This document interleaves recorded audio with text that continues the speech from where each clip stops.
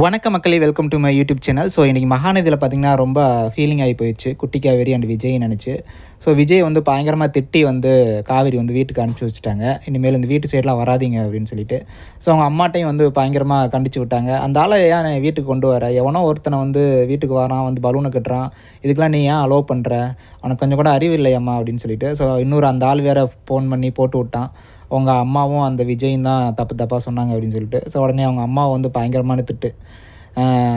எவனோ ஒருத்தனோட சேர்ந்துட்டு என்னைய வந்து தப்பாக இன்னொருத்தன் வந்து சொல்கிற, நீலாம் அம்மாவா, என் வீட்டில் இருக்காத, தயவுசெய்து இங்கேருந்து போயிட்டு, ஒன்று நீ இருக்கணும் இல்லை நான் இருக்கணும் அப்படின்னு சொல்லிட்டு பயங்கரமான திட்டு.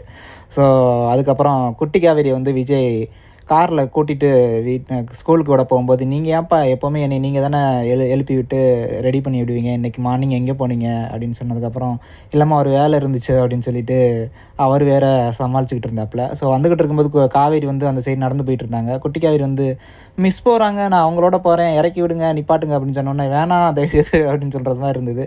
ஸோ அந்த காவேரிட்டையும் குட்டி காவேரிட்டையும் மாட்டிக்கிட்டு விஜய் படுற பாட்டு இருக்கு. அப்பா பாவம்ப்பா அந்த மனுஷன், என்ன தான் பண்ணுறது. ஸோ இறக்கி விட்டால் அந்த குட்டி காவேரிகிட்ட போகவும், நீங்கள் என்ன ஸ்கூலில் இறக்கி விடாமல் இங்கே எதுக்கு இறக்கி விட்றீங்க, நான் என்ன உங்கள் பொண்ணுக்கு என்ன ஆயா வேலையாக பார்த்துக்கிட்டு இருக்கேன், டீச்சர் வேலைன்னா ஸ்கூலில் மட்டும்தான் சொல்லித்தர முடியும், கூட்டிகிட்டு போய் விட்டுறது கூட்டிகிட்டு வந்து விட்டுறதுலாம் ஏன் நான் பண்ணிகிட்டு இருக்க முடியாது அப்படின்னு சொன்னால் அப்படியே மூஞ்சி செத்து போச்சு அந்த குட்டி காவேரிக்கும் விஜய்க்கும். ஸோ எனிவே நம்மளுக்குமே இரிட்டேட்டிங்காக இருக்குது, இது காவேரி என்னடா இப்படி பண்ணிகிட்டு இருக்கு அப்படின்னு சொல்லிட்டு.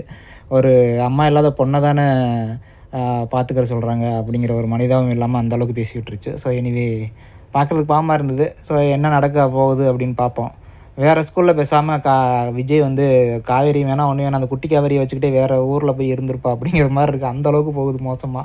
அந்தளவுக்கு ஹார்ஷாக வேர்ட்ஸ்லாம் யூஸ் பண்ணுறாங்க காவேரி. ஸோ இனிமே பாவமாக தான் இருக்குது, பார்ப்போம் என்ன நடக்க போகுது அப்படின்னு சொல்லிட்டு. காவேரியோட அம்மா வேறு வீட்டை விட்டு போயிடுவாங்க போல இருக்குது. அது இந்த வாரம் நடக்கும்னு நினைக்கிறேன். ஸோ உங்களுக்கு யார் ஃபேவரேட், காவேரியா விஜய் அப்படின்னு சொல்லி கமெண்ட் பண்ணுங்கள். நான் தெரிஞ்சுக்கிறேன். தேங்க்யூ.